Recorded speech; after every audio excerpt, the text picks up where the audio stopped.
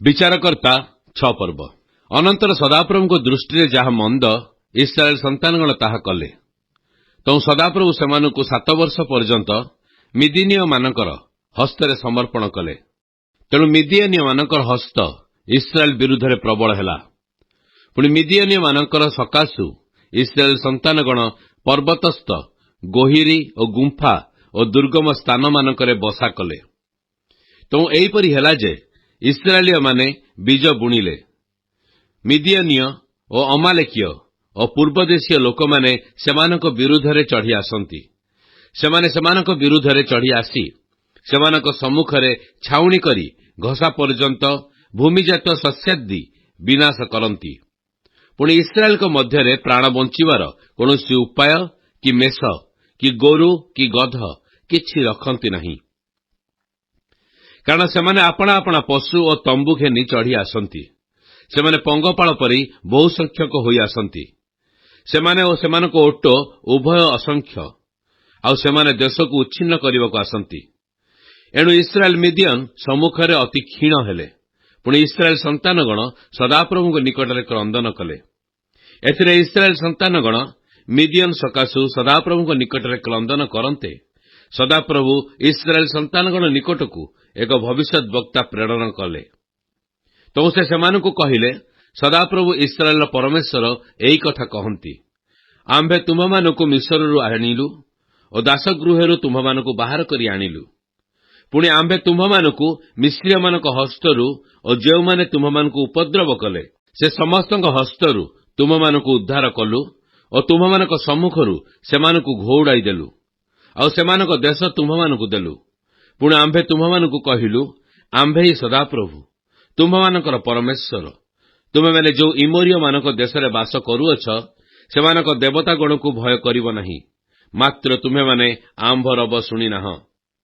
ଅନନ୍ତର ସଦାପ୍ରଭୁଙ୍କ ଦୂତ ଆସି ଅବିଏଶ୍ରୀୟ ଜୋୟାସର ଅଧିକାର ସ୍ଥିତ ଅଫ୍ରାରେ ଅଲନ ବୃକ୍ଷ ମୂଳରେ ବସିଲେ। ତତ୍କାଳେ ତାହାର ପୁତ୍ର ଗିଦିଓନ ମିଦିଅନମାନଙ୍କଠାରୁ ଗହମ ଲୁଚାଇବା ପାଇଁ ଦ୍ରାକ୍ଷାରସ କୁଣ୍ଡ ମଧ୍ୟରେ ତାହା ମଳୁଥିଲେ। ତରେ ସଦାପ୍ରଭୁଙ୍କ ଦୂତ ତାହାକୁ ଦର୍ଶନ ଦେଇ କହିଲେ, ହେ ମହାବିକ୍ରମଶାଳୀ ଲୋକ, ସଦାପ୍ରଭୁ ତୁମ୍ଭ ସଙ୍ଗେ ଅଛନ୍ତି। ଏଥିରେ ଗିଦିଓନ ତାହାଙ୍କୁ କହିଲେ, ହେ ମୋହର ପ୍ରଭୁ, ଯେବେ ସଦାପ୍ରଭୁ ଆମ୍ଭମାନଙ୍କ ସଙ୍ଗେ ଥାଆନ୍ତି ତେବେ ଆମ୍ଭମାନଙ୍କ ପ୍ରତି ଏସବୁ ଘଟିଅଛି କାହିଁକି? ପୁଣି ସଦାପ୍ରଭୁ ଆମ୍ଭମାନଙ୍କୁ କି ମିସ୍ରରୁ ଆଣିନାହାନ୍ତି? ଏହା କହି ଆମ୍ଭମାନଙ୍କ ପୂର୍ବପୁରୁଷମାନେ ଆମ୍ଭମାନଙ୍କ ଆଗରେ ତାହାଙ୍କର ଯେସବୁ ଆଶ୍ଚର୍ଯ୍ୟକ୍ରିୟାର କୀର୍ତ୍ତନ କରିଥିଲେ ସେସବୁ କାହିଁ? ମାତ୍ର ଏବେ ସଦାପ୍ରଭୁ ଆମ୍ଭମାନଙ୍କୁ ତ୍ୟାଗ କରିଅଛନ୍ତି ଓ ଆମ୍ଭମାନଙ୍କୁ ମିଦିଅନର ହସ୍ତରେ ସମର୍ପଣ କରିଅଛନ୍ତି। ସେତେବେଳେ ସଦାପ୍ରଭୁ ତାହାଙ୍କୁ ଅନାଇ କହିଲେ, ତୁମ୍ଭେ ଆପଣା ଏହି ବଳରେ ଯାଇ ମିଦିଅନ ହସ୍ତରୁ ଇସ୍ରାଏଲକୁ ଉଦ୍ଧାର କର। ଆମ୍ଭେ କି ତୁମ୍ଭକୁ ପଠାଇନାହୁଁ? ତେଣୁ ସେ ତାହାଙ୍କୁ କହିଲେ, ହେ ପ୍ରଭୁ, ମୁଁ କାହିଁକି ଇସ୍ରାଏଲକୁ ଉଦ୍ଧାର କରିବି? ଦେଖ, ମନସୀ ବଂଶ ମଧ୍ୟରେ ମୋର ପରିବାର ସବୁଠାରୁ କ୍ଷୀଣ, ପୁଣି ମୋର ପିତୃଗୃହ ମଧ୍ୟରେ ମୁଁ ସବୁଠୁ କନିଷ୍ଠ। ତେବେ ସଦାପ୍ରଭୁ ତାହାଙ୍କୁ କହିଲେ, ଆମ୍ଭେ ନିଶ୍ଚୟ ତୁମ୍ଭ ସଙ୍ଗେ କଥା ହେବା। ତହିଁରେ ତୁମ୍ଭେ ମିଦିଅନମାନଙ୍କୁ 1 ଜଣ ପରି ସଂହାର କରିବ। ତେଣୁ ସେ ତାହାଙ୍କୁ କହିଲେ, ଯେବେ ମୁଁ ଆପଣଙ୍କ ଦୃଷ୍ଟିରେ ଏବେ ଅନୁଗ୍ରହ ପାଇଲି ତେବେ ଆପଣ ଯେ ମୋ ସଙ୍ଗରେ କଥା କହୁଅଛନ୍ତି ତହିଁର ଏକ ଚିହ୍ନ ମୋତେ ଦେଖାନ୍ତୁ। ବିନୟ କରୁଅଛି, ମୁଁ ଆପଣା ଭେଟି ଘେନି ଆସି ଆପଣଙ୍କ ସମ୍ମୁଖରେ ଥୋଇବା ପର୍ଯ୍ୟନ୍ତ ଏ ସ୍ଥାନରୁ ପ୍ରସ୍ଥାନ ନ କରନ୍ତୁ। ତହିଁରେ ସେ କହିଲେ, ତୁମ୍ଭେ ଫେରି ଆସିବା ଯାଏ ଆମ୍ଭେ ରହିବା। ତେଣୁ ଗିଦିଓନ ଭିତରକୁ ଯାଇ ଏକ ଛାଗବତ୍ସ ଓ ଏକ ଅୟଫା ମଇଦାର ତାଡ଼ିଶୂନ୍ୟ ପିଠା ପ୍ରସ୍ତୁତ କଲେ। ମାଂସ ଗୋଟିଏ ଡାଲାରେ ଓ ଝୋଳ ଗୋଟିଏ କହାଇରେ ରଖି ବାହାରେ ତାହାଙ୍କ ନିକଟକୁ ଆଣି ଅଲନ ବୃକ୍ଷ ମୂଳେ ଥୋଇଲେ। ତେଣୁ ପରମେଶ୍ୱରଙ୍କ ଦୂତ ତାହାଙ୍କୁ କହିଲେ, ଏହି ମାଂସ ଓ ତାଡ଼ିଶୂନ୍ୟ ପିଠା ସବୁ ନେଇ ଏହି ଶୈଳ ଉପରେ ରଖ ଓ ତହିଁ ଉପରେ ଝୋଳ ଢାଳ। ତେଣୁ ସେ ସେପରି କଲେ। ତେବେ ସଦାପ୍ରଭୁଙ୍କ ଦୂତ ଆପଣା ହସ୍ତସ୍ଥିତ ଯଷ୍ଟିର ଅଗ୍ର ବଢ଼ାଇ ସେହି ମାଂସ ଓ ତାଡ଼ିଶୂନ୍ୟ ପିଠା ସ୍ପର୍ଶ କଲେ। ଏଥିରେ ସେ ଶୈଳରୁ ଅଗ୍ନି ବାହାରି ଏହି ମାଂସ ଓ ତାଡ଼ିଶୂନ୍ୟ ପିଠା ଦଗ୍ଧ କଲା। ତେଣୁ ସଦାପ୍ରଭୁଙ୍କ ଦୂତ ତାହାର ଦୃଷ୍ଟିଗୋଚରରୁ ପ୍ରସ୍ଥାନ କଲେ। ତହିଁରେ ସେ ଯେ ସଦାପ୍ରଭୁଙ୍କ ଦୂତ ଏହା ଗିଦିଓନ ବୁଝିଲେ। ପୁଣି ଗିଦିଓନ କହିଲେ, ହାୟ ହାୟ, ହେ ପ୍ରଭୁ ସଦାପ୍ରଭୁ, ମୁଁ ସମ୍ମୁଖୀ ହୋଇ ସଦାପ୍ରଭୁଙ୍କ ଦୂତଙ୍କୁ ଦେଖିଲି। ତହିଁରେ ସଦାପ୍ରଭୁ ତାହାଙ୍କୁ କହିଲେ, ତୁମ୍ଭର ମଙ୍ଗଳ ହେଉ, ଭୟ ନ କର, ତୁମ୍ଭେ ମରିବ ନାହିଁ। ତ ଗିଦିଅନ ସେଠାରେ ସଦାପ୍ରଭୁଙ୍କ ଉଦ୍ଦେଶ୍ୟରେ ଏକ ଯଜ୍ଞବେଦୀ ନିର୍ମାଣ କଲେ। ତହିଁର ନାମ ଜିହୋବା ସାଲେମ, ସଦାପ୍ରଭୁ ମଙ୍ଗଳ ସ୍ୱରୂପ ରଖିଲେ। ତାହା ଅବ୍ରି ଆଉ ଏସିଆମାନଙ୍କର ଅଫ୍ରାରେ ଆଜି ପର୍ଯ୍ୟନ୍ତ ଅଛି। ଅନନ୍ତର ସେହି ରାତ୍ରିରେ ସଦାପ୍ରଭୁ ତାହାଙ୍କୁ କହିଲେ, ତୁମ୍ଭେ ଆପଣା ପିତାର ଯୁବା ଗୋରୁକୁ ଅର୍ଥାତ୍ 7 ବର୍ଷର ଦ୍ୱିତୀୟ ଗୌବତ୍ସକୁ ନିଅ। ତୁମ୍ଭ ପିତାର ଥିବା ବାଲ୍ ଦେବତାର ଯଜ୍ଞବେଦୀ ଭାଙ୍ଗି ପକାଅ ଓ ତନ୍ky ନିକଟସ୍ଥ ଆସେରାର ମୂର୍ତ୍ତି କାଟି ପକାଅ। ପୁଣି ଏହି ଗଡ଼ ଉପରେ ରୀତିମତେ ସଦାପ୍ରଭୁ ତୁମ୍ଭ ପରମେଶ୍ୱରଙ୍କ ଉଦ୍ଦେଶ୍ୟରେ ଏକ ଯଜ୍ଞବେଦୀ ନିର୍ମାଣ କର। ଆଉ ତୁମେ ଯେଉଁ ଆସେରାର ମୂର୍ତ୍ତି ଛେଦନ କରିବ, ତହିଁର କାଷ୍ଠ ନେଇ ସେହି ଦ୍ୱିତୀୟ ଗୌବତ୍ସକୁ ହୋମବଳି ରୂପେ ଉତ୍ସର୍ଗ କର। ତହିଁରେ ଗିଦିଅନ ଆପଣା ଦାସମାନଙ୍କ ମଧ୍ୟରୁ 10 ଜଣଙ୍କୁ ସଙ୍ଗରେ ନେଲେ ଓ ସଦାପ୍ରଭୁ ଯେପରି କହିଥିଲେ ସେପରି କଲେ। ମାତ୍ର ଆପଣା ପିତୃ ପରିବାର ଓ ନଗରସ୍ଥ ଲୋକମାନଙ୍କୁ ଭୟ କରିବାରୁ ସେ ଦିନବେଳେ ତାହା କରି ନ ପାରି ରାତ୍ରିବେଳେ ତାହା କଲେ। ତ ନଗରସ୍ଥ ଲୋକମାନେ ପ୍ରଭାତରେ ଉଠନ୍ତେ, ଦେଖ, ବାଲର ଯଜ୍ଞବେଦୀ ଭଙ୍ଗା ଓ ତନ୍ky ନିକଟସ୍ଥ ଆସେରା ମୂର୍ତ୍ତି କଟା। ପୁଣି ନିର୍ମିତ ଯଜ୍ଞବେଦୀ ଉପରେ ସେହି ଦ୍ୱିତୀୟ ଗୌବତ୍ସର ଉତ୍ସର୍ଗ ହୋଇଅଛି। ତେଣୁ ସେମାନେ ପରସ୍ପର କହିଲେ, ଏକଥା କିଏ କରିଅଛି? ପୁଣି ସେମାନେ ପଚାରି ବୁଝି କହିଲେ, ଜୋୟାସର ପୁତ୍ର ଗିଦିଅନ ଏକଥା କରିଅଛି।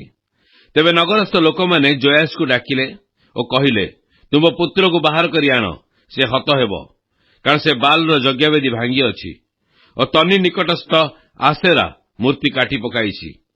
ତହିଁରେ ଜୋୟାସ ଆପଣା ପ୍ରତିକୂଳରେ ଠିଆ ହେବା ସମସ୍ତଙ୍କୁ କହିଲା, ତୁମେମାନେ କି ବାଲ ପକ୍ଷରେ ବିବାଦ କରିବ? ଅବା ତୁମେମାନେ କି ତାହାକୁ ଉଦ୍ଧାର କରିବ? ଯେ ତାହାର ପକ୍ଷରେ ବିବାଦ କରିବ, ସେ ସକାଳ ଥାଉ ଥାଉ ତାହାର ପ୍ରାଣଦଣ୍ଡ ହେଉ। ଯେବେ ସେ ଦେବତା, ତେବେ ସେ ଆପଣା ପକ୍ଷରେ ଆପେ ବିବାଦ କରୁ, କାରଣ କେହି ତାହାର ଯଜ୍ଞବେଦୀ ଭାଙ୍ଗିଅଛି। ଏହେତୁ ସେ ବାଲର ଯଜ୍ଞବେଦୀ ଭାଙ୍ଗିବାରୁ ସେ ତା ପ୍ରତିକୂଳରେ ବିବାଦ କରୁ। ଏହା କହି ସେ ସେହି ଦିନ ଗିଦିଅନମାନଙ୍କ ନାମ ଜିରୁଦାଲ, ବାଲ ବିବାଦ କରୁ ରଖିଲା। ସେ ସମୟରେ ସମସ୍ତ ମିଦିଅନୀୟ ଓ ଅମାଲେକୀୟ ଓ ପୂର୍ବଦେଶୀୟ ଲୋକମାନେ ଆପଣାମାନଙ୍କୁ ଏକତ୍ର କଲେ। ପୁଣି ସେମାନେ ପାର ହୋଇ ଜିସ୍ରିଏଲର ତଳଭୂମିରେ ଛାଉଣି କଲେ। ମାତ୍ର ସଦାପ୍ରଭୁଙ୍କ ଆତ୍ମା ଗିଦିଅନଙ୍କ ଉପରେ ଅଧିଷ୍ଠାନ କରନ୍ତେ ସେ ତୁରୀ ବଜାଇଲେ। ତହିଁରେ ଅବ୍ରିୟେସୀୟ ବଂଶ ତାଙ୍କ ପଛେ ଏକତ୍ର ହେଲେ। ପୁଣି ସେ ମନସୀ ଦେଶର ସର୍ବତ୍ର ଦୂତ ପଠାନ୍ତେ, ସେମାନେ ମଧ୍ୟ ତାହାର ପଛେ ପଛେ ଏକତ୍ର ହେଲେ। ତେଣୁ ସେ ଆସେର ଓ ସବଲୁନ ଓ ନପ୍ତାଲି ବଂଶ ନିକଟକୁ ଦୂତ ପଠାନ୍ତେ, ସେମାନେ ସେମାନଙ୍କ ସଙ୍ଗେ ମିଳିବାକୁ ଆସିଲେ। ଏଉତରେ ଗିଦିଅନ ପରମେଶ୍ୱରଙ୍କୁ କହିଲେ, ଯେବେ ତୁମେ ଆପଣା ବାକ୍ୟ ପ୍ରମାଣେ ମୋ ହସ୍ତ ଦ୍ୱାରା ଇସ୍ରାଏଲକୁ ଉଦ୍ଧାର କରିବ, ତେବେ ଦେଖ, ମୁଁ ଖଳାରେ ଗଦାଏ ମେସୋଲୋମ ରଖିବି। ଯେବେ କେବଳ ସେହି ଲୋମ ଗଦା ଉପରେ କାକର ପଡ଼େ ଓ ସମସ୍ତ ଭୂମି ଶୁଷ୍କ ରହେ, ତେବେ ତୁମେ ଆପଣା ବାକ୍ୟାନୁସାରେ ମୋ ହସ୍ତ ଦ୍ୱାରା ଇସ୍ରାଏଲକୁ ଉଦ୍ଧାର କରିବ ବୋଲି ମୁଁ ଜାଣିବି। ତହିଁରେ ସେରୂପେ ହେଲା। ସେ ପରଦିନ ପ୍ରଭାତରେ ଉଠି ସେହି ଲୋମ ଏକତ୍ର ଚିପି କାକରର ଚିପୁଡ଼ନ୍ତେ ଲୋମରୁ ପୂର୍ଣ୍ଣ ଏକପାତ୍ର ଜଳ ବାହାରିଲା। ସେତେବେଳେ ଗିଦିଅନ ପରମେଶ୍ୱରଙ୍କୁ କହିଲେ, ମୋ ପ୍ରତିକୂଳରେ ତୁମ୍ଭର କ୍ରୋଧ ପ୍ରଜ୍ୱଳିତ ନ ହେଉ। ମୁଁ ଏଥରକ ମାତ୍ର କହିବି, ବିନୟ କରୁଅଛି, ଏହି ଲୋମ ଦ୍ୱାରା ମୋତେ ଏହି ଥରକ ମାତ୍ର ପରୀକ୍ଷା ନେବାକୁ ଦିଅ। ବିନୟ କରୁଅଛି, କେବଳ ଲୋମ ଉପରେ ଶୁଷ୍କତା ହେଉ ଓ ସମସ୍ତ ଭୂମି ଉପରେ କାକର ପଡ଼ୁ। ତେଣୁ ପରମେଶ୍ୱର ସେହି ରାତ୍ରି ସେହି ରୂପେ କଲେ। କେବଳ ଲୋମ ଉପରେ ଶୁଷ୍କତା ହେଲା ଓ ସମସ୍ତ ଭୂମିରେ କାକର ପଡ଼ିଲା। ବିଚାରକର୍ତ୍ତା 7 ପର୍ବ। ଅନନ୍ତର ଜିରୁଦାଲ ଅର୍ଥାତ୍ ଗିଦିଅନ ତାଙ୍କର ସଙ୍ଗୀ ସମସ୍ତ ଲୋକ ପ୍ରଭାତରେ ଉଠି ହାରଦ ନିର୍ଝର ନିକଟରେ ଛାଉଣି କଲେ। ସେ ସମୟରେ ମିଦିଅନର ଛାଉଣି ସେମାନଙ୍କ ଉତ୍ତର ଆଡ଼େ ମୋରି ପର୍ବତ ନିକଟସ୍ଥ ତଳଭୂମିରେ ଥିଲା। ଏଉତରେ ସଦାପ୍ରଭୁ ଗିଦିଅନକୁ କହିଲେ, ତୁମ୍ଭ ସଙ୍ଗୀ ଲୋକମାନେ ଏତେ ଅଧିକ ଯେ ଆମେ ମିଦିଅନୀୟ ଲୋକମାନଙ୍କୁ ସେମାନଙ୍କ ହସ୍ତରେ ସମର୍ପଣ କରି ନ ପାରୁ। କଲେ ଆମ୍ଭ ନିଜ ହସ୍ତ ଆମ୍ଭକୁ ଉଦ୍ଧାର କରିଅଛି, ଏହା କହି ଇସ୍ରାଏଲ ଅବା ଆମ୍ଭ ପ୍ରତିକୂଳରେ ଦର୍ପ କରିବ। ଏଣୁ ଏବେ ଏହା କର ଯେ କେହି ଭୟାର୍ତ୍ତ ଓ କମ୍ପିତ ସେ ଫେରି ଗିଲିୟଦ ପର୍ବତକୁ ଚାଲିଯାଉ। ଏହା କହି ଲୋକମାନଙ୍କ କର୍ଣ୍ଣରେ ଘୋଷଣା କର। ତହିଁରେ ଲୋକମାନଙ୍କ ମଧ୍ୟରୁ 22,000 ଲୋକ ଫେରିଗଲେ ଓ 10,000 ଲୋକ ରହିଲେ। ତ ସଦାପ୍ରଭୁ ଗିଦିଅନକୁ କହିଲେ, ତଥାପି ବହୁତ ଲୋକ ଅଛନ୍ତି, ସେମାନଙ୍କୁ ଜଳ ନିକଟକୁ ଆଣ। ସେଠାରେ ଆମ୍ଭେ ତୁମ ନିମନ୍ତେ ସେମାନଙ୍କୁ ପରୀକ୍ଷା କରିବା। ତହିଁରେ ଆମ୍ଭେ ଯାହା ବିଷୟରେ ତୁମ୍ଭକୁ କହିବା, ଏ ତୁମ୍ଭ ସଙ୍ଗେ ଯିବ, ସେ ତୁମ୍ଭ ସଙ୍ଗେ ଯିବ। ପୁଣି ଯାହା ବିଷୟରେ ଆମ୍ଭେ ତୁମକୁ କହିବା, ଏ ତୁମ୍ଭ ସଙ୍ଗେ ଯିବ ନାହିଁ, ସେ ଯିବ ନାହିଁ। ତେଣୁ ସେ ଲୋକମାନଙ୍କୁ ଜଳ ନିକଟକୁ ଆଣିଲେ। ତହିଁରେ ସଦାପ୍ରଭୁ ଗିଦିଓନକୁ କହିଲେ, କୁକୁର ପରି ଆପଣା ଜିହ୍ୱାରେ ଚାକୁ ଚାକୁ କରି ଜଳ ଖାଇବା ପ୍ରତ୍ୟେକ ଲୋକକୁ, ସେହିପରି ପାନ କରିବାକୁ ଆଣ୍ଠୁ ଉପରେ ନଇଁ ପଡ଼ିବା ପ୍ରତ୍ୟେକ ଲୋକକୁ ପୃଥକ କର। ତହିଁରେ ଯେଉଁମାନେ ଆପଣା ଆପଣା ମୁଖରେ ହାତ ଦେଇ ଚାକୁ ଚାକୁ କରି ଜଳ ଖାଇଲେ, ସେମାନେ ସଂଖ୍ୟାରେ 300 ଲୋକ ହେଲେ। ମାତ୍ର ଅବଶିଷ୍ଟ ଲୋକ ସମସ୍ତେ ଜଳପାନ କରିବାକୁ ଆଣ୍ଠୁ ଉପରେ ନଇଁ ପଡ଼ିଲେ। ତ ସଦାପ୍ରଭୁ ଗିଦିଓନକୁ କହିଲେ, ଯେଉଁ 300 ଲୋକ ଚାକୁ ଚାକୁ କରି ଜଳ ଖାଇଲେ, ସେମାନଙ୍କ ଦ୍ୱାରା ଆମ୍ଭେ ତୁମ୍ଭମାନଙ୍କୁ ଉଦ୍ଧାର କରିବା ଓ ମିଦିଆନୀୟମାନଙ୍କୁ ତୁମ୍ଭ ହସ୍ତରେ ସମର୍ପଣ କରିବା। ଆଉ ସମସ୍ତ ଲୋକ ଆପଣା ଆପଣା ସ୍ଥାନକୁ ଚାଲିଯାଆନ୍ତୁ। ଏଥିରେ ଲୋକମାନେ ଆପଣା ଆପଣା ହସ୍ତରେ ଖାଦ୍ୟଦ୍ରବ୍ୟ ଓ ତୁରୀ ଘେନିଲେ। ପୁଣି ସେ ଇସ୍ରାଏଲର ସମସ୍ତ ଲୋକଙ୍କୁ ଆପଣା ଆପଣା ତମ୍ବୁକୁ ବିଦାୟ କଲେ, ମାତ୍ର ସେହି 300 ଲୋକଙ୍କୁ ରଖିଲେ। ସେ ସମୟରେ ମିଦିଆନୀୟ ଛାଉଣି ତାର ନିଚସ୍ତ ତଳଭୂମିରେ ଥିଲା। ଅନନ୍ତର ସେହି ରାତ୍ରିରେ ସଦାପ୍ରଭୁ ତାଙ୍କୁ କହିଲେ, ଉଠ, ସେ ଛାଉଣିକି ଓହ୍ଲାଇ ଯାଅ, କାରଣ ଆମ୍ଭେ ତୁମ୍ଭ ହସ୍ତରେ ତାହା ସମର୍ପଣ କଲୁ। ମାତ୍ର ତୁମ୍ଭେ ଯିବାକୁ ଭୟ କଲେ ତୁମ୍ଭ ଦାସ ଫୁରାକୁ ସଙ୍ଗେ ନେଇ ଛାଉଣିକି ଓହ୍ଲେଇ ଯାଅ। ଆଉ ସେମାନେ ଯାହା କହନ୍ତି ତୁମେ ତାହା ଶୁଣିବ। ତହିଁ ଉତ୍ତାରେ ଛାଉଣିକି ଓହ୍ଲେଇ ଯିବା ପାଇଁ ତୁମ୍ଭ ହସ୍ତ ବଳବାନ ହେବ। ତହିଁରେ ସେ ଆପଣା ଦାସ ଫୁରା ସହିତ ଛାଉଣିରେ ଥିବା ସସଜ୍ଜ ଲୋକମାନଙ୍କ ବାହାରସ୍ଥ ସୀମାର ପ୍ରାନ୍ତ ପର୍ଯ୍ୟନ୍ତ ଗଲେ। ସେ ମିଦିଆନୀୟ ଓ ଅମାଲେକୀୟ ଓ ପୂର୍ବଦେଶୀୟ ଲୋକମାନେ ବହୁ ସଂଖ୍ୟକ ହେତୁରୁ ପଙ୍ଗପାଳ ପରି ତଳଭୂମିରେ ପଡ଼ି ରହିଲେ। ସେମାନଙ୍କର ଓଟ ବହୁ ସଂଖ୍ୟକ ହେତୁରୁ ସମୁଦ୍ର ତୀରସ୍ଥ ବାଲି ପରି ଅସଂଖ୍ୟ ଥିଲେ। ପୁଣି ଗିଦିଓନ ଉପସ୍ଥିତ ହେଲାବେଳେ ଦେଖ, ଜଣେ ଲୋକ ଆପଣା ସଙ୍ଗୀକି ଗୋଟିଏ ସ୍ୱପ୍ନ ଜଣାଇ କହିଲା, ଦେଖ, ମୁଁ ସ୍ୱପ୍ନ ଦେଖିଲି ଯେ ଏକ ଜବରଟି ମିଦିଆନୀୟ ଛାଉଣି ଆଡ଼କୁ ଗଡ଼ି ଗଡ଼ି ତମ୍ବୁକୁ ଆସି ଆଘାତ କରନ୍ତେ ତାହା ପଡ଼ିଗଲା। ପୁଣି ତାକୁ ଓଲଟାଇ ପକାନ୍ତେ ସେହି ତମ୍ବୁ ଶୋଇପଡ଼ିଲା। ତହୁଁ ତାହାର ସଙ୍ଗୀ ଉତ୍ତର କରି କହିଲା, ଏହା ଇସ୍ରାଏଲୀୟ ଜୋୟାସର ପୁତ୍ର ଗିଦିଓନମାନଙ୍କର ଖଡ୍ଗ ଛଡ଼ା ଆଉ କିଛି ନୁହେଁ। ପରମେଶ୍ୱର ମିଦିଓନକୁ ଓ ସମୁଦାୟ ସୈନ୍ୟ ଦଳକୁ ତାହା ହସ୍ତରେ ସମର୍ପଣ କରିଅଛନ୍ତି। ସେତେବେଳେ ଗିଦିଓନ ସେହି ସ୍ୱପ୍ନର କଥା ଓ ତାର ଅର୍ଥ ଶୁଣି ପ୍ରଣାମ କଲେ। ପୁଣି ସେ ଇସ୍ରାଏଲ ଛାଉଣିକି ଫେରିଆସି କହିଲେ, ଉଠ, କାରଣ ସଦାପ୍ରଭୁ ତୁମ୍ଭମାନଙ୍କ ହସ୍ତରେ ମିଦିଆନୀୟ ସୈନ୍ୟ ଦଳକୁ ସମର୍ପଣ କରିଅଛନ୍ତି। ତହୁଁ ସେ ସେହି 300 ଲୋକଙ୍କୁ 3 ଦଳରେ ବିଭାଗ କରି ସେ ସମସ୍ତଙ୍କ ହସ୍ତରେ ତୁରୀ ଓ ଶୂନ୍ୟ କଳସ ଓ କଳସ ମଧ୍ୟରେ ଦିହୁଡ଼ି ଦେଲେ। ଆଉ ସେ ସେମାନଙ୍କୁ କହିଲେ, ତୁମେମାନେ ମୋ ପ୍ରତି ଦୃଷ୍ଟି ରଖି ମୋ ପରି କର୍ମ କର। ପୁଣି ମୁଁ ଛାଉଣି ବାହାରସ୍ଥ ସୀମା ପ୍ରାନ୍ତରରେ ଉପସ୍ଥିତ ହେଲେ ଯେ ରୂପେ କରିବି, ତୁମେମାନେ ହିଁ ସେହି ରୂପେ କରିବ। ଯେତେବେଳେ ମୁଁ ଓ ଆମ୍ଭ ସଙ୍ଗୀ ସମସ୍ତେ ତୁରୀ ବଜାଇବୁ, ସେତେବେଳେ ତୁମ୍ଭେମାନେ ମଧ୍ୟ ସମୁଦାୟ ଛାଉଣିର ଚାରିଆଡ଼େ ତୁଳି ବଜାଅ ଓ କୁହ, ଖଡ୍ଗ ସଦାପ୍ରଭୁଙ୍କ ପକ୍ଷ ଓ ଗିଦିଓନୀୟମାନଙ୍କ ପକ୍ଷ। ଅନନ୍ତର ମଧ୍ୟାହ୍ନ ପ୍ରହରର ଆରମ୍ଭରେ ମିଦିଆନୀୟମାନେ ନୂତନ ପ୍ରହରୀ ସ୍ଥାପନ କରନ୍ତେ ଗିଦିଓନ ଓ ତାହାର ସଙ୍ଗୀ 100 ଲୋକ ଛାଉଣିର ବାହାରସ୍ଥ ସୀମା ପ୍ରାନ୍ତରରେ ଉପସ୍ଥିତ ହେଲେ। ପୁଣି ସେମାନେ ତୁରୀ ବଜାଇ ସେମାନଙ୍କ ହସ୍ତରେ ଥିବା କଳସ କଚାଡ଼ି ଭାଙ୍ଗି ପକାଇଲେ। ଏରୂପେ 3 ଦଳସ୍ଥ ଲୋକ ତୁରୀ ବଜାଇଲେ ଓ କଳସ ଭାଙ୍ଗିଲେ। ପୁଣି ବାମ ହସ୍ତରେ ଦିହୁଡ଼ି ଓ ଦକ୍ଷିଣ ହସ୍ତରେ ବଜାଇବା ତୁରୀ ଧରିଲେ। ଓ ସେମାନେ ଡାକ ପକାଇ କହିଲେ, ଖଡ୍ଗ ସଦାପ୍ରଭୁଙ୍କ ପକ୍ଷ ଓ ଗିଦିଓନଙ୍କ ପକ୍ଷ। ପୁଣି ସେମାନେ ପ୍ରତ୍ୟେକ ଛାଉଣି ଚାରିଆଡ଼େ ଆପଣା ଆପଣା ସ୍ଥାନରେ ଠିଆ ହୋଇ ରହିଲେ। ତହିଁରେ ସୈନ୍ୟ ଦଳ ଦୌଡ଼ା ଦୌଡ଼ି କଲେ। ତେବେ ଇସ୍ରାଏଲ ଲୋକମାନେ ଜୟଧ୍ୱନି କରି ସେମାନଙ୍କୁ ପଳାୟନ କରାଇଲେ। ପୁଣି ସେମାନେ 300 ତୁରୀ ବଜାନ୍ତେ ସଦାପ୍ରଭୁ ପ୍ରତ୍ୟେକ ଲୋକର ଖଡ୍ଗ ଆପଣା ସଙ୍ଗୀ ଓ ସମୁଦାୟ ସୈନ୍ୟ ଦଳ ବିରୁଦ୍ଧରେ ଚଳାଇଲେ। ତହିଁରେ ସୈନ୍ୟ ଦଳ ଶରଦାଡ଼େ ବୈତ୍ସିଟା ପର୍ଯ୍ୟନ୍ତ, ଟଧତ୍ ନିକଟସ୍ଥ ଆବେଲ ମୋଲାହାର ସୀମା ପର୍ଯ୍ୟନ୍ତ ପଳାୟନ କଲେ। ଏ ଉତ୍ତାରେ ନପ୍ତାଲି ଓ ଆସେର ଓ ସମୁଦାୟ ମନସୀ ଦେଶରୁ ଇସ୍ରାଏଲ ଲୋକେ ଏକତ୍ରିତ ହୋଇ ମିଦିଆନୀୟମାନଙ୍କ ପଛେ ପଛେ ଗୋଡ଼ାଇଲେ। ପୁଣି ଗିଦିଓନ ଇଫ୍ରିୟମର ପର୍ବତମୟ ସମସ୍ତ ଦେଶର ଚାରିଆଡ଼େ ଏଇ କଥା କହିବାକୁ ଦୂତ ପଠାଇଲେ, ମିଦିଆନ ପ୍ରତିକୂଳରେ ଓହ୍ଲାଇ ଆସ ଓ ସେମାନଙ୍କ ଆଗେ ଆଗେ ବୈତବାରା ପର୍ଯ୍ୟନ୍ତ ସମସ୍ତ ଜଳ ମଧ୍ୟ ଜର୍ଦ୍ଦନ ହସ୍ତଗତ କର। ତହିଁରେ ଏଫ୍ରିମର ସମସ୍ତ ଲୋକ ଏକତ୍ରିତ ହୋଇ ବେତବାରା ପର୍ଯ୍ୟନ୍ତ ସମସ୍ତ ଜଳ ମଧ୍ୟ ଜର୍ଦ୍ଦନ ହସ୍ତଗତ କଲେ। ଏଥିରେ ସେମାନେ ଓରେବ ଓ ସେବ ନାମକ ମିଦିଆନର ଦୁଇ ଅଧିପତିଙ୍କୁ ଧରିଲେ। ପୁଣି ସେମାନେ ଓରେବକୁ ଓ ଓରେବ ଶୈଳ ନିକଟରେ ବଦ୍ଧ କଲେ, ଆଉ ସେବକୁ ସେମାନେ ସେବ ଦାଖ୍ୟାଯନ୍ତ୍ର ନିକଟରେ ବଦ୍ଧ କରି ମିଦିଆନର ପଛେ ପଛେ ଗୋଡ଼ାଇଲେ। ପୁଣି ସେମାନେ ଓରେବ ଓ ସେବର ମସ୍ତକ ଜର୍ଦ୍ଦନ ସେପାରିକି ଗିଦିଓନମାନଙ୍କ ନିକଟକୁ ଆଣିଲେ। ବିଚାରକର୍ତ୍ତା 8 ପର୍ବ।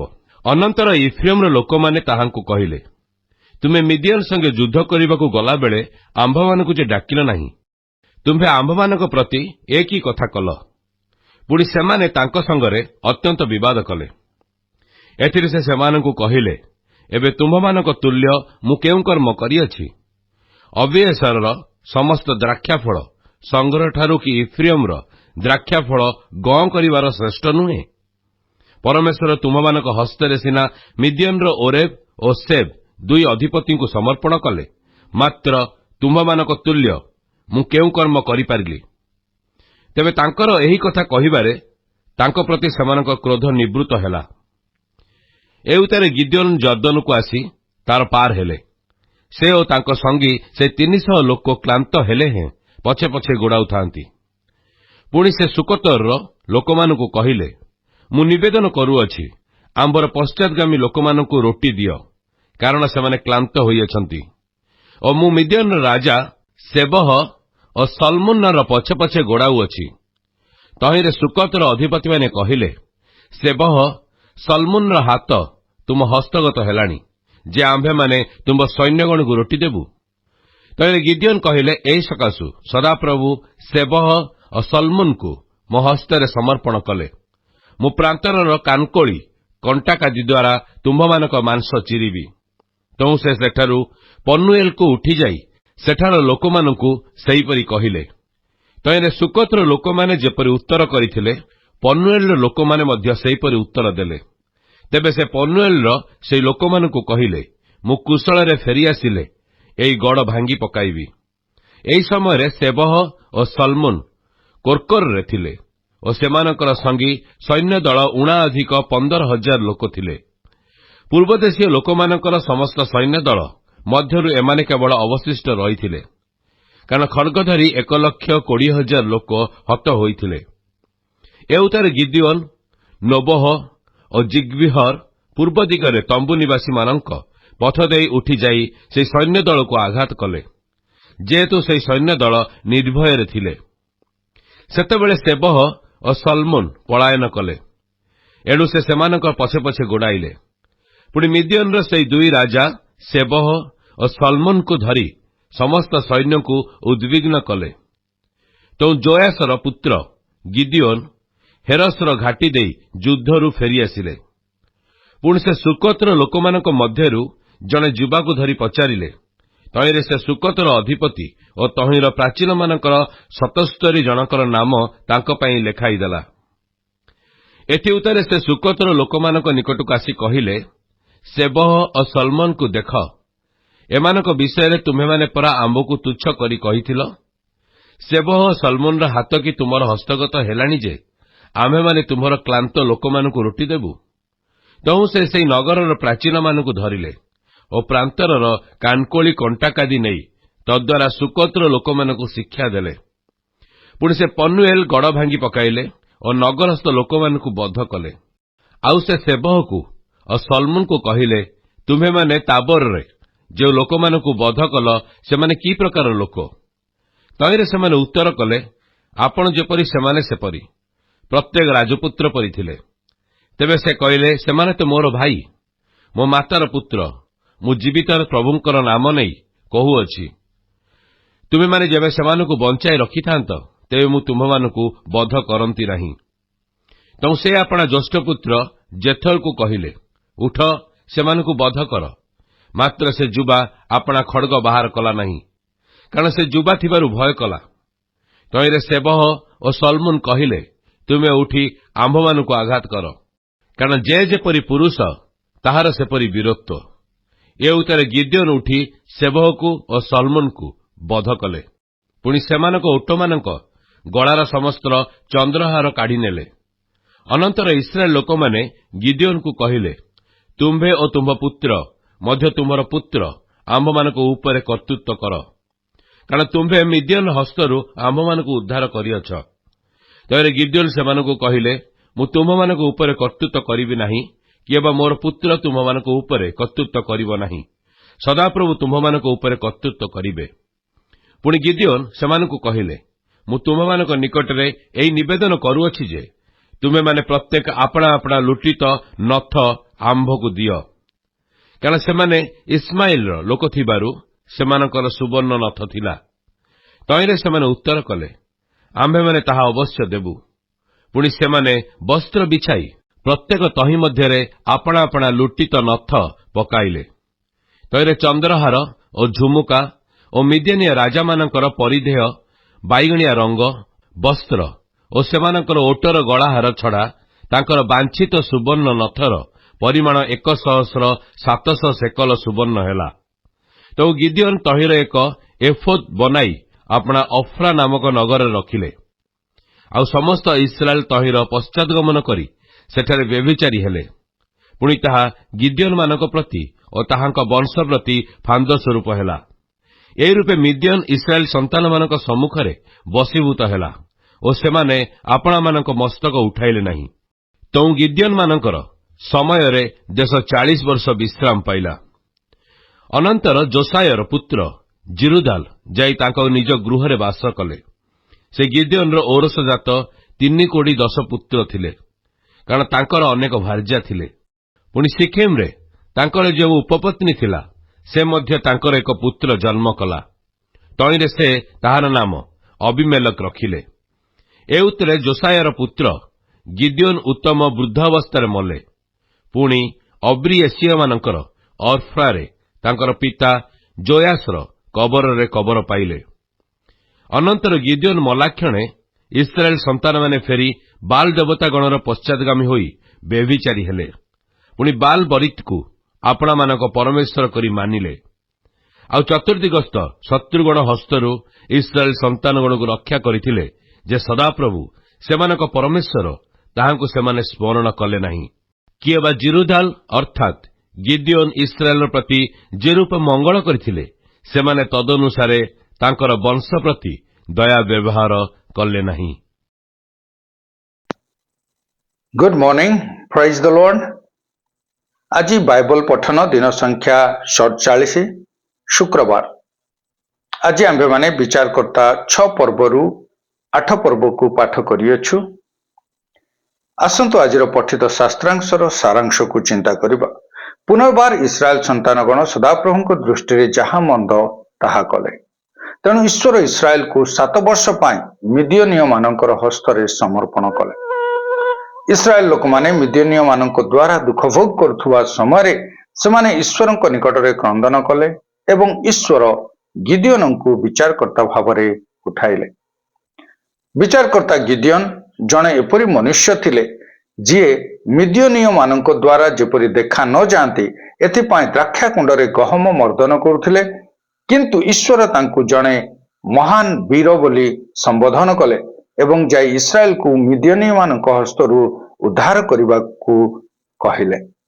ଗିଦ୍ୟୋନ 300 ବଛା ସୈନ୍ୟଙ୍କୁ ନେଇ ମିଦିୟନୀୟମାନଙ୍କୁ ପରାସ୍ତ କଲେ ଓ ବିଚାରକର୍ତ୍ତା ଭାବରେ 40 ବର୍ଷ ସେବା କଲେ।